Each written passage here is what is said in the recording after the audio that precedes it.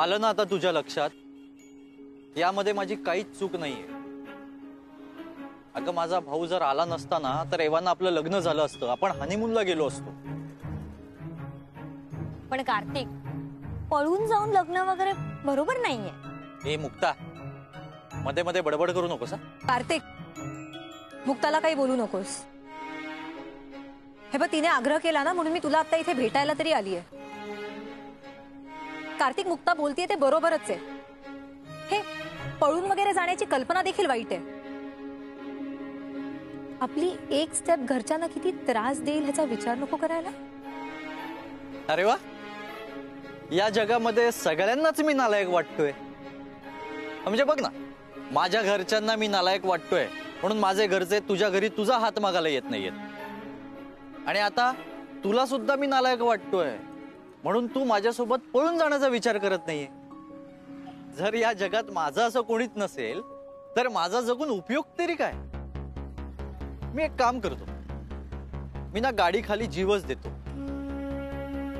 म्हणजे माझा जीव जाईल आणि तुम्हा सगळ्यांना बरं वाटेल. कार्तिक, शांत होय. आपल्या प्रेमासाठी मी एक चान्स दिला ना रे. किती रिस्क होती हे माहिती असताना देखील मी पळून आले होते तुझ्यासाठी. लग्न होतं माझ्या बहिणीचं.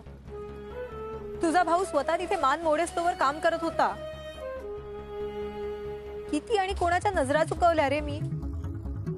पळून जाऊन मी माझ्या बहिणीचं लग्न मोडायला निघाले होते. किती मोठा मूर्खपणा करत होते हे आत्ता लक्षात येतंय माझ्या. ते काही नाही कार्तिक, आता तुझं जर माझ्यावर खरं प्रेम असेल ना तर माझ्या घरी ये आणि माझा हात माग.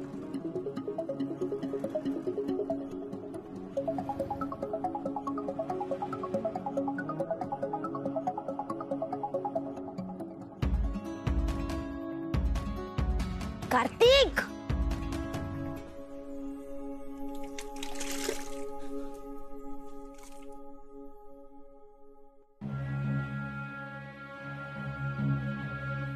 वा,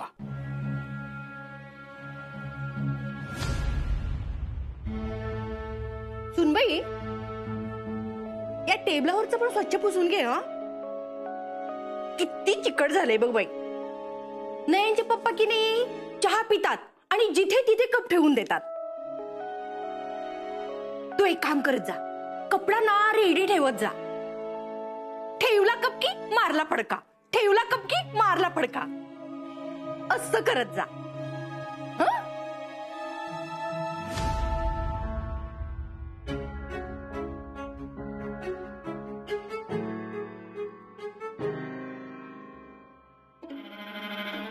बाबा, ताई, मुलाला घेऊन आज मला दवाखान्यात जायचं. आज पोळी भाजी आणि भात करते, आमटी तुम्ही करून घ्याल का? थांब ग, अगं तुला सांगायचंच राहून गेलं. आता ना यापुढे आम्हाला कामवालीची अजिबात गरज नाही. सुनबाई आली ना आमच्या घरात, आता ती की नाही आम्हाला छान छान करून वाढेल. ए सुनबाई, सांग ना त्या दुलारीला, तू इथे माप ओलांडून आलीस ना घरात, तेव्हापासून इथल्या भांडीवाली, कामवाली, माझे पाय चेपणारी अशा कुठल्याही बाईला मी पाऊल ठेवू दिलं नाही. हो की नाही? इतका विश्वास आणि प्रेम आहे माझं तुझ्यावर. हो की नाही? हो आई. मग एक काम करा, माझा हिसाब करा, मग मी जाते. हो का? करते ना, तुझा हिसाब करते. तू आमच्या नयनच्या लग्नात जेवायला आलीस ना, फक्त 51 रुपये दिलेस पाकिटात. तू, तुझा नवरा आणि तुझी 2 मुलं जेवलात की बका बका.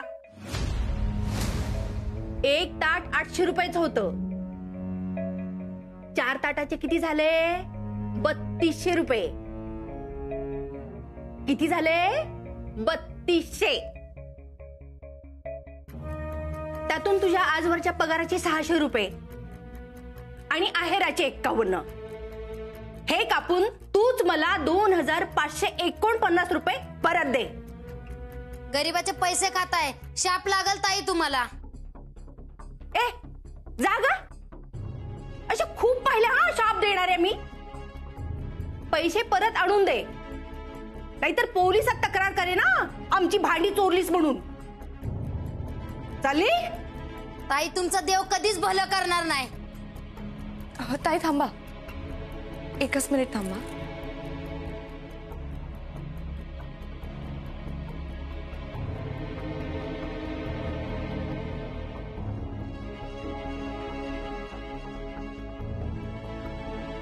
हे काय?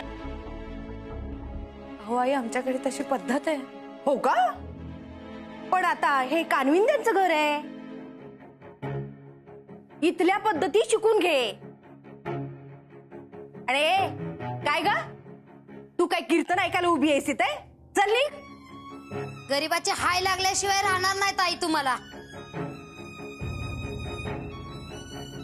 नयनचे पप्पा पाहिलं ना, दुलारी कसली फुकटी होती ते. शाप देती मेली. आणि सुनबाई, तू काय प्रवचन ऐकत उभी राहिलीस का? अगं जा, भांड्यांची रास पडली अजून.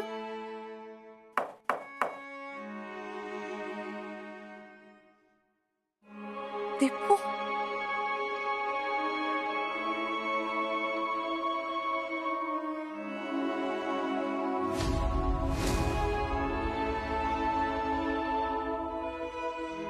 दीदी अगं,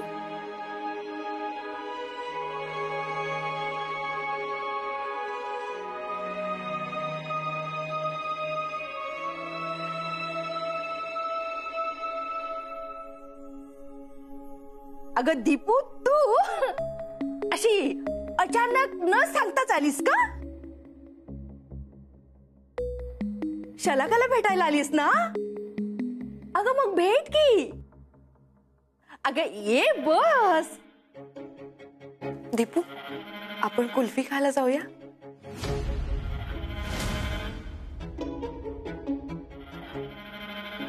अगं सुनबाई, अगं माझी परवानगी कशाला घेतेस कुल्फी खायला? अगं जा ग, इथे ना सगळ्यांना सगळं स्वातंत्र्य आहे. शेवटी कानविंद्यांचे संस्कार बोलतात ना. ज्यांना जे आवडेल ते करायचं. जा तू कुल्फी खायला जा ग. अगं दीपिका, आता आलीस ठीक आहे, पण पुढच्या वेळेला जरा आधी फोन करून वेळ ठरवून ये.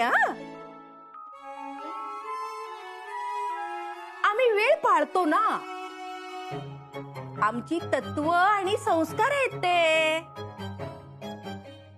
पुढच्या वेळेला नक्की लक्षात ठेव. हो, चल.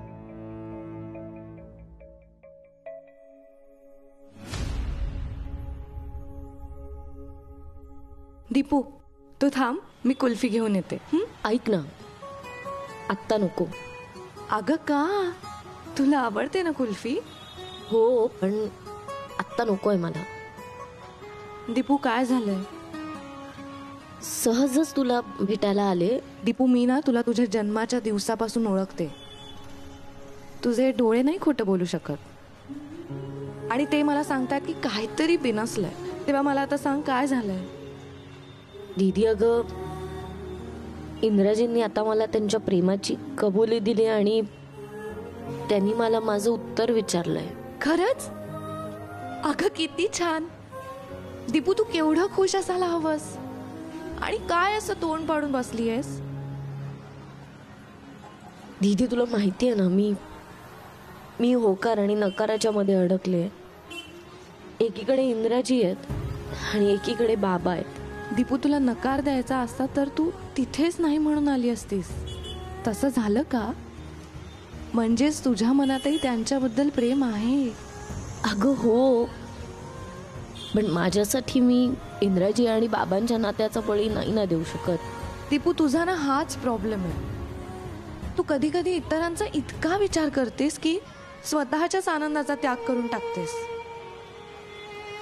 दीपू, पहिलं प्रेम परत परत येत नाही आयुष्यात, तेव्हा ते नको हरवूस. दीपू, जेव्हा आयुष्य दोन्ही हातांनी भरभरून सुख देतं तेव्हा स्वतःची ओंजळ नको मिटून घेऊस. अगं पण मी बाबांना कसं सांगू? हे बघ दीपू, बाबा नाहीच म्हणतील असा नको समज करून घेऊस. सानूने जेव्हा घरी सांगितलं तेव्हा बाबा त्या मुलाला भेटायला तयार झाले ना. मग तू बोल बाबांची, ते घेतील समजून. खरंच?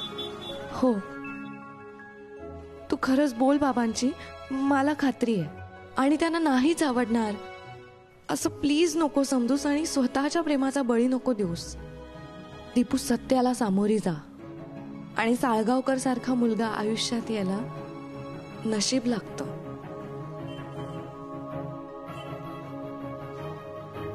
दीदी, तू मला जितकं छान समजावतेस आणि छान समजून घेतेस ना, तितकं कोणीच घेऊ शकत नाही. थँक्यू. मग आता खायची कुल्फी? आलेच.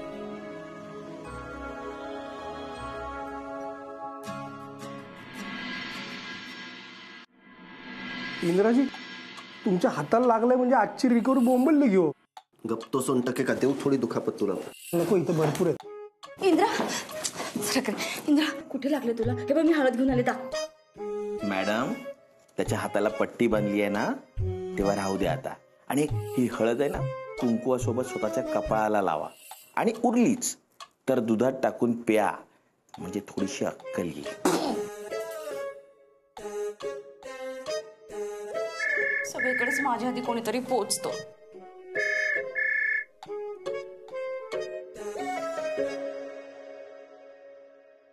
हॅलो. हा साळगावकर, अरे मी बोलतोय. हा सर. काय नाही, संध्याकाळी यायची आठवण करायला फोन केला होता. हा, माझ्या लक्षात आहे सर, नक्की येतोय मी. हा, येतोस ना? ये ये, वाट बघतो. हा, ये. हो सर.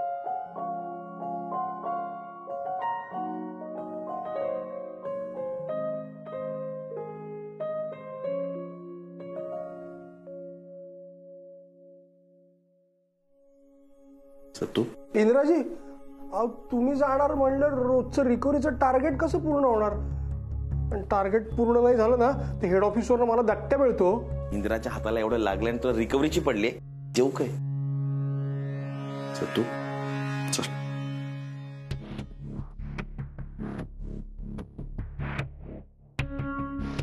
सोनटक्के, आज चांगला जोरात दट्ट्या बसणार आहे. कुंटे मॅडम, हळद द्या, लागेल मला.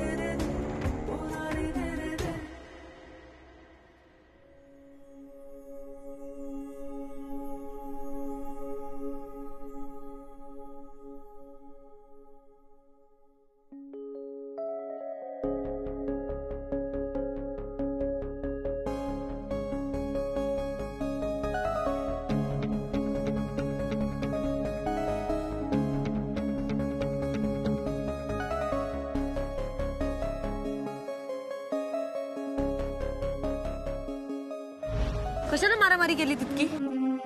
कारण माझं तुमच्यावर प्रेम आहे मॅडम. आता प्रश्न फक्त इतका आहे की तुमचं माझ्यावर प्रेम आहे की नाही.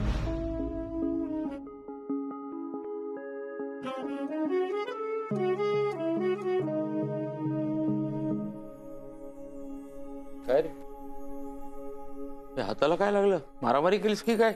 नाही, मारामारी नाही सर, ते साफसफाई करताना थोडं लागलं हाताला. पण मी दवाखान्यात दाखवलंय, काही नाही, इंजेक्शन घेतलं. हे असलं फडकं काय गुंडाळेस? छान पट्टी लाव त्याला. हो, ते घाईघाईत सर, आता लावेल. बर.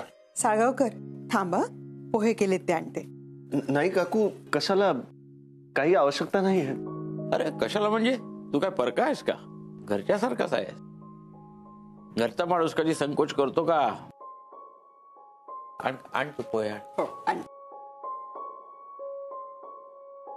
सळगावकर, आमच्या दीदीच्या लग्नात तू जे काही सहाय्य केलेस आम्हाला, त्यासाठी मी तुझे आभार मानून ते संपवणार नाही. पण मी खास तुझ्यासाठी काहीतरी आणलंय. काय सर? बस हा, घेऊन येतो मी. आलो हा घेऊन. सर हा नाही, बस बस. घे.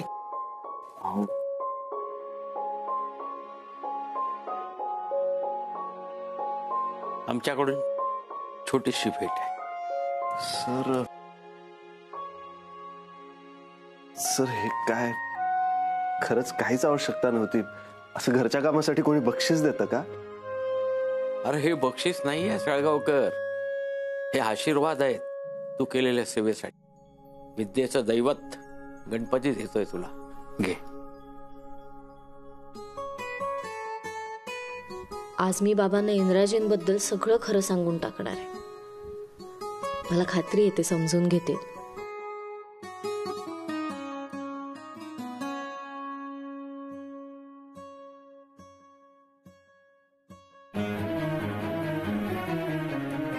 तळगावकर, तू विद्यार्थी म्हणून लाख होतासच, माणूस म्हणून आज जो काही आहेस तू अनेक विद्यार्थ्यांसाठी आदर्श आहेस.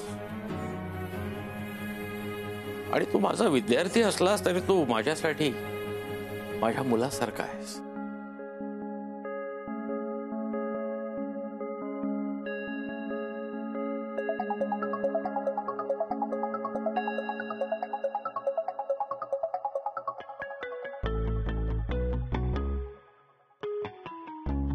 Thank you sir.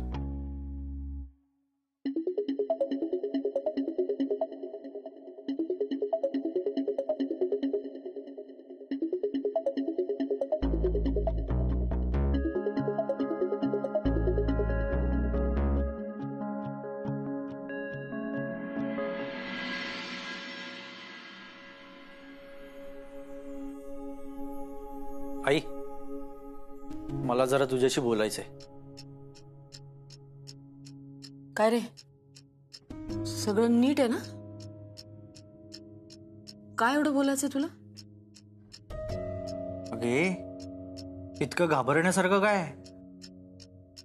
अरे तुला बोलायचंय माझ्याशी म्हणजे भीतीच वाटते मला. अगं, भीती वाटण्यासारखं असं काही नाहीये. मला फक्त एवढंच सांगायचंय तुला की मी आता आयुष्यात सिरियस होऊन सेटल व्हायचा विचार करतोय. अरे वा, छान आहे की हा निर्णय. फक्त हा निर्णय बदलू नकोस. आणि आयुष्यात सिरियस व्हायचं असेल तर इंदिराचं उदाहरण समोर ठेव. अरे हे काय, मी काही सांगायला गेलो की कार्तिक, इंदिरा दादाचं नाव घेतलंच पाहिजे का?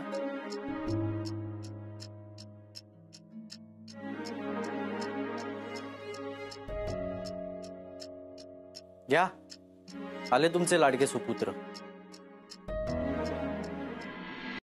इंद्रा, हे काय झालं? काय लागलं हाताला? आई काही नाही, ऑफिस मध्ये काच लागली. तू ये इथे बस. इथे बस. अशी कशी लागली? दुखला असेल ना खूप? इंजेक्शन घेऊन आलास का? आई हो, काळजी करू नकोस. कार्तिक, बसलास का? जा पाणी घेऊन ये दादासाठी. उठ लवकर. ऐक, इंद्राला पाणी आणि मला सरबत घेऊन ये आणि बर्फ जास्त टाक. खायला वगैरे काय आणू का? जा आता घेऊन ये पाणी, जा.